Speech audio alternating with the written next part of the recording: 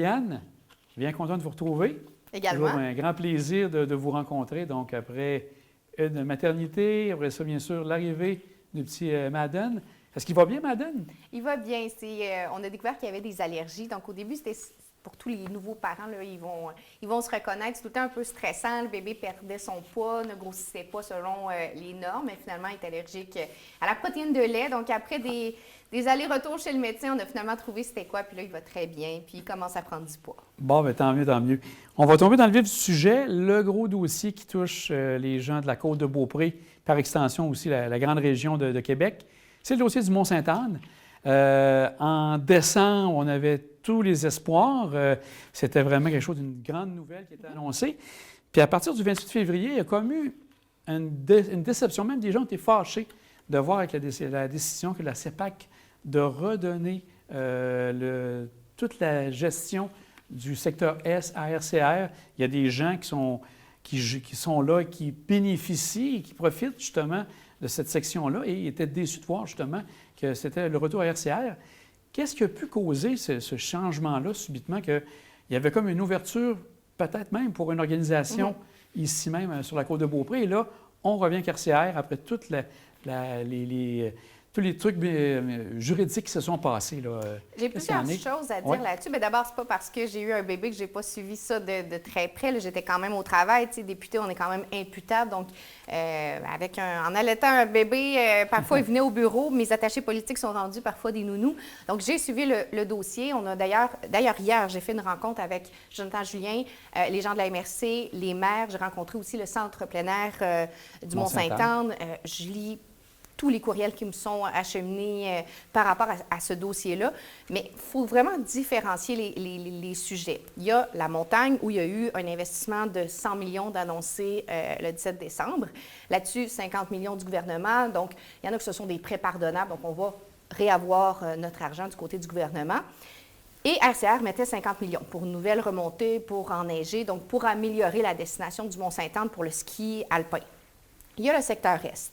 Avec cette entente-là d'investissement, on venait mettre fin à la saga juridique pour le secteur Est. Parce qu'on sait, il y a eu des problématiques d'entretien. On le sait, c'est des bénévoles qui vont s'occuper des pistes de fatback. On sait que les pistes de ski de fond n'étaient pas à la hauteur de ce qu'on espérait. Donc, le secteur Est a été repris par la CEPAC. Maintenant, la CEPAC n'a pas l'intention de gérer ou de s'occuper du secteur Est. Donc, notre objectif, c'est de remettre le secteur Est, la gestion du secteur Est, à la MRC. Il y a des discussions qui sont en cours présentement, mais c'est vraiment notre objectif. Maintenant, ce qu'on dit, c'est que l'opérateur serait RCR pour les prochaines années. Il y a plusieurs raisons.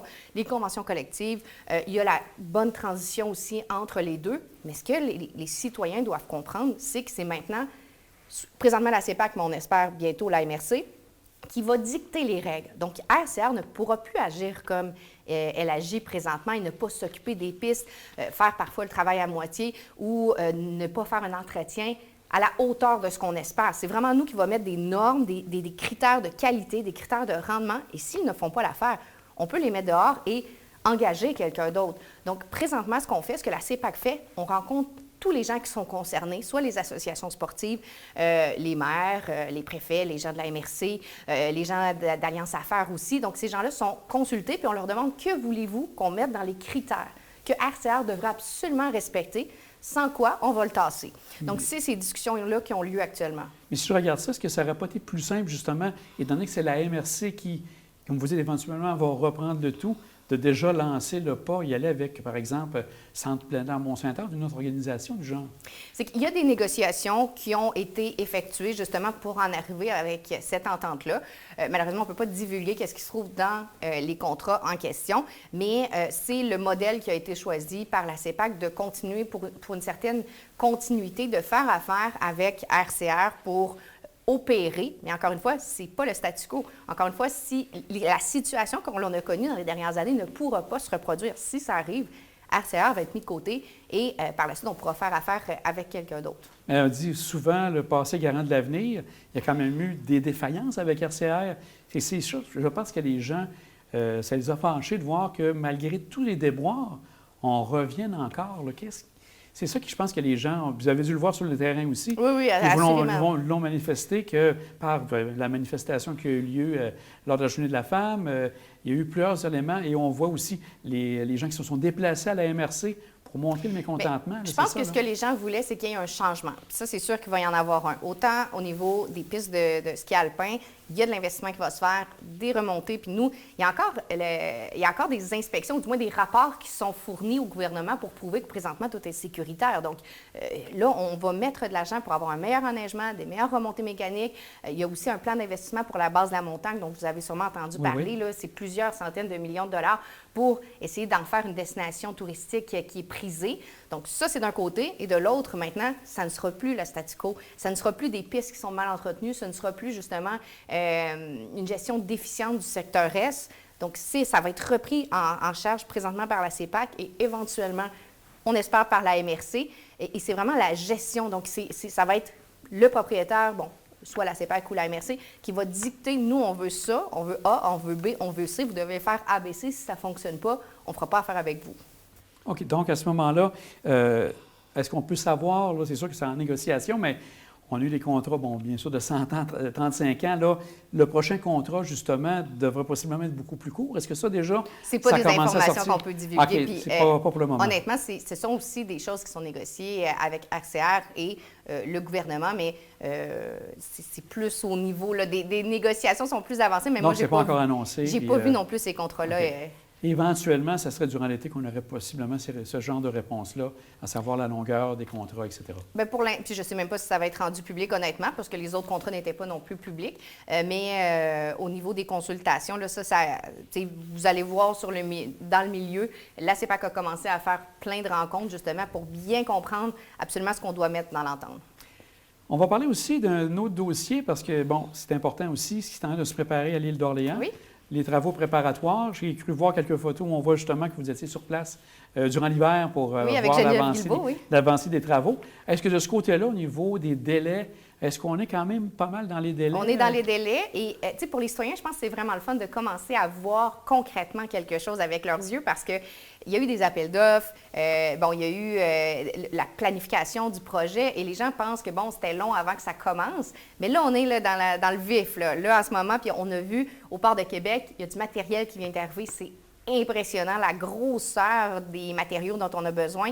Alors là, ils ont commencé à faire leur jeté pour éventuellement construire ce fameux nouveau pont qui va être un peu à côté de l'autre. Et la livraison ne va pas changer. C'est 2028, il va y avoir quelques petites finalités en 2029, puis la déconstruction du pont 2033. Et donc 2028, ce serait vraiment le début. Là où les gens vont pouvoir circuler, dessus. Je comprends tout à fait. Et ça irait pour 2033, comme vous dites, pour la déconstruction? Oui. Et moi, j'étais dans l'hélicoptère de TVA Nouvelle quand on a déconstruit le pont Samuel de Champlain. C'était impressionnant. Ça nécessite beaucoup de coordination, c'est de la gestion et c'est impressionnant visuellement. Alors, quand on va être rendu à la déconstruction, c'est certain que ça va attirer les curieux aussi, là. Aussi maintenant, si on va de votre bureau de comté, peut-être rappeler, je pense qu'il y a eu du mouvement chez vous. Donc, pouvez-vous nous nommer les nouvelles personnes qui seront avec vous maintenant pour compléter l'équipe? Oui, bien, on sait qu'il y a beaucoup de...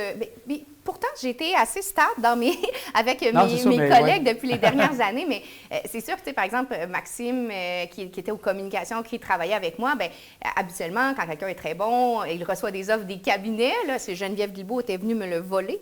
Alors, il y a comme ça du mouvement de personnel. Les gens se font offrir aussi des choses dans la machine gouvernementale. Donc, ça arrive des mouvements de personnel. Et là, on a 2 nouvelles personnes. Donc, José Rousseau, qui va s'occuper de mon agenda. Parce qu'avec on peut dire parfois des dizaines de rencontres par semaine avec la gestion aussi de tous les dossiers chauds, il y a quelqu'un qui fait la coordination de mon agenda. Il y a également Bruno qui va s'occuper de tout ce qui est le secteur. Lui, il habite à Saint-Joachim. Et ce qu'il va faire, il va s'occuper de la côte de Beaupré, peut-être un petit peu Baie-Saint-Paul, en allant un petit peu plus vers l'est également. Donc, les dossiers de circonscription, quand les gens ont des questions sur le système de santé, sur l'éducation, c'est vraiment très, très varié. Ça va être lui le premier intervenant qui va répondre, qui va faire les premières démarches avec les personnes. Et la session va recommencer bientôt, là, après la pause du temps des fêtes, ça recommence bientôt, j'ai bien compris?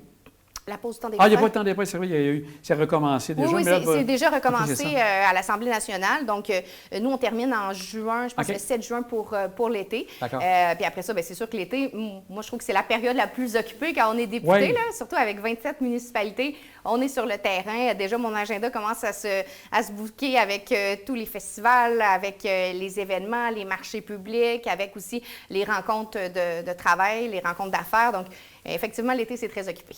Très rapidement aussi, on a les annonces qui ont été faites, entre autres avec l'entente de développement culturel. Des sommes ont été lancées dans les dernières semaines. Donc, je pense que c'est une partie importante du budget qui vient pour aider la culture ici sur la côte de Beaupré et l'île d'Orléans. Oui, mais en fait, comment ça fonctionne? C'est que c'est de l'argent du gouvernement, mais ça passe par les MRC. Donc, pour la côte de Beaupré, on parle de 155 000 et île d'Orléans, on parle de 91 000 et quelques.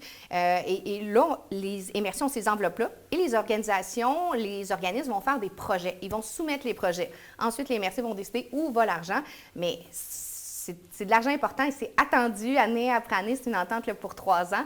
Et par exemple, on peut mettre en valeur le patrimoine. On peut mettre en valeur des initiatives culturelles, la mitigation également culturelle. Donc, il y a beaucoup, beaucoup d'exemples de projets qu'on peut encourager. Et on sait en culture, souvent le petit frère sous-financé, on a besoin de cet argent-là. Et d'ailleurs, il y a eu un gros effort qui a été fait dans le dernier budget pour tout ce qui est la culture au Québec. Et je suis bien contente qu'il y ait des retombées concrètes là, dans la région. Je pourrais vous dire que nous, ici, on l'a vraiment vécu parce que grâce à l'entente culturelle, on a pu faire différents projets, entre autres avec Développement Côte de Beaupré et bien sûr la MRC d'Orléans. Donc, on est touché également par ça. Les résultats concrets. Les résultats concrets, comme vous dites. Aussi, je voulais voir, il y avait un musée ambulant. Vous avez mis des sommes qui touchent un musée qui est pour les CPE, je pense, de la Côte de Beaupré. Oui, ça, en fait, c'est un projet. Initialement, c'est une organisation qui vient de Port-Neuf, mais eux, ils se promènent dans toute la capitale nationale. Donc, ça vient jusqu'ici sur la Côte de Beaupré et ils apportent l'art dans les garderies. Donc, pour initier les enfants à tout ce qui est l'art, ils vont faire des présentations dans les garderies et comme ça, il n'est jamais trop tôt là, pour être initié à l'art. Alors, c'est un projet qu'on trouvait très intéressant. Ça permet aux jeunes d'avoir accès à la culture et peut-être de susciter un petit intérêt qui va perdurer par la suite. Aussi, il y a eu le programme qui touche les stratégies jeunesse. Entre autres, pour la Côte de Beaupré, c'est Ma Voix, ma Côte de Beaupré. La MRC a reçu 50 000 $ je crois, par rapport à ça. Je n'ai pas les montants par cœur, mais effectivement, ce sont des projets là, qui sont toujours très intéressants et qu'on espère voir revenir et celui-là a été reconfirmé. Là. Et aussi, il y a eu bien sûr le fonds qui touche le fonds rural, le volet qui touche les commerces. Et je pense que c'est un commerce de Saint-Tite-des-Caps, qui est la porte de Charlevoix, qui a reçu des sommes pour faire certains travaux d'aménagement. Bien, pour les gens à la maison, je vais juste expliquer, là, ça, c'était attendu parce qu'on sait, on a des régions plus dévitalisées. Saint-Tite-des-Caps, c'est la municipalité la plus dévitalisée de la côte de Beaupré. Donc, il faut qu'il y ait des commerces pour que les gens veulent résider. S'il n'y a pas d'épicerie, s'il n'y a pas de garage, s'il n'y a pas de bibliothèque, les gens vont aller habiter ailleurs. Donc, il faut des services. Il faut que les services puissent rester. Là, il faut attirer les gens. Donc, il y a 150 000 $ qui ont été remis à l'épicerie du village, donc l'épicerie chez Philippe, et aux portes de Charlevoix. Vous savez, c'est où la station d'essence où on arrête quand on va dans Charlevoix. Ouais. Donc, de l'argent qui a été mis pour, justement, permettre à ces commerces d'exister, de survivre, de se développer et de continuer à attirer des gens. Ça vise vraiment la revitalisation des cœurs villageois. Par exemple, à Baie-Sainte-Catherine, à l'autre extrémité dans Charlevoix, il y a aussi un commerce comme ça, un petit dépanneur qui a eu des sommes comme ça pour leur permettre en fait, de rester ouvert puis leur permettre d'attirer le plus de monde possible. On va aller plus au niveau national avec la guerre des tarifs qui touche actuellement Canada et États-Unis. Concrètement, ici, pour les gens, les commerçants de la Côte de Beaupré, même les citoyens de la Côte de Beaupré et l'île d'Orléans, quelles sont les actions que vous pouvez faire, vous, directement, actuellement, et qu'est-ce que vous avez pensé au niveau là, du gouvernement pour la CAQ? Ça fait très longtemps là, qu'on est là-dedans. Vous savez... tarif, pas tarif, tarif, pas tarif, on ne savait plus sur quel pied danser. Moi, ce que j'ai fait, j'ai écrit à tous les maires, à tous les DG également des municipalités pour leur dire, là, je veux que vous soyez mes yeux et mes oreilles sur le terrain. Donc, j'ai écrit aussi aux Alliances Côte de Beaupré, aux chambres de commerce. J'ai dit, si vous voyez des entreprises qui sont affectées, levez un drapeau rouge et je vais les contacter. Et c'est ce qu'on a fait depuis le début. Donc, parfois, ça vient de la chambre de commerce, parfois, c'est des municipalités, des fois, c'est des commerçants qui nous écrivent directement. Et moi, je fais vraiment le lien avec les différents programmes et les besoins de ces entrepreneurs-là. Je ne vais pas les nommer par souci de confidentialité. C'est sûr que c'est jamais le fun quand on a une passe plus difficile au niveau des finances. Mais il y a des commerces sur l'île d'Orléans. J'en ai plusieurs aussi, 3-4 sur la côte qui m'ont contacté, qui ont dit, on veut être informé des différents programmes pour savoir... on est limite. L'incertitude des tarifs souvent crée plus de mal que les tarifs eux-mêmes parce qu'il y a des investissements qui sont sur pause, il y a des fournisseurs qui ne savent pas quoi faire pour le moment. Donc, nous, vraiment, on contacte ces entrepreneurs-là. On fait le lien avec le ministère de l'Économie ou avec Investissement Québec. Et c'est du cas par cas. Ça dépend le chiffre d'affaires que vous avez, le nombre d'employés que vous avez, les types d'investissements, les marchés aussi que vous voulez cibler. Peut-être que vous voulez vous tasser des États-Unis, vous diriger plus vers l'Europe, alors ce ne sera pas les mêmes programmes. Donc, on aide au cas par cas, mais moi, je le dis aux gens qui sont à la maison, aux entrepreneurs, si vous avez des questions sur l'aide qui est disponible, gênez-vous pas, venez au bureau, on va répondre à vos questions. Mais l'avez-vous senti l'inquiétude ou oui. Généralement, ça passe quand même bien? Je veux dire qu'au départ, c'était très frileux. Là. Je pense que les gens sont un peu résignés, mais on commence à voir justement les effets. C'est vraiment l'incertitude économique, des projets qui sont mis sur pause, beaucoup de questionnements par rapport à si ça continue dans cette lignée-là, qu'est-ce qui peut m'aider? Je pense que les gens ont encore un peu de marge de manœuvre au niveau financier. C'est ce que je ressens. On n'est pas dans l'urgence en ce moment, à proprement dit. Mais quand même, il y a des inquiétudes. Ça, c'est certain, c'est palpable. Et on est là pour répondre aux entrepreneurs. Il y a de la prudence et les gens veulent anticiper le mieux possible. Effectivement. En terminant, bien, il y a un appel de candidature pour nommer des citoyens d'exception. Oui. Est-ce que c'est un ou ça peut être plusieurs citoyens à ce moment-là? Bien, nous, on prend toutes les candidatures que les gens veulent nous remettre. Donc, si vous pouvez communiquer avec notre bureau, si vous pensez que vous connaissez la perle rare, des gens qui ont fait du bénévolat, des gens qui ont un historique marquant dans la région. Donc, vous pouvez nous soumettre la candidature et par la suite, il y a des analyses qui vont être faites. Parce que l'an passé, on se rappelle, c'est Marc Cochrane, justement, de Journal autour de l'île, qui a pu remporter, on pourrait dire, figure connue également, très visible à l'île d'Orléans. Et avoir été nommé comme personne d'exception. Oui, effectivement. C'est une belle tape sur l'épaule pour ceux qui se donnent corps et âme là, pour leur communauté. Puis ça fait toujours plaisir à recevoir. Marie-Ariane, un grand merci vous êtes déplacée en studio. Ça fait plaisir. Ça faisait longtemps, donc on se revoit et on aura sûrement l'occasion de se reparler avec l'actualité qui est toujours remplie ici même sur la côte de Beaupré, l'île d'Orléans. Bien, merci beaucoup. Merci.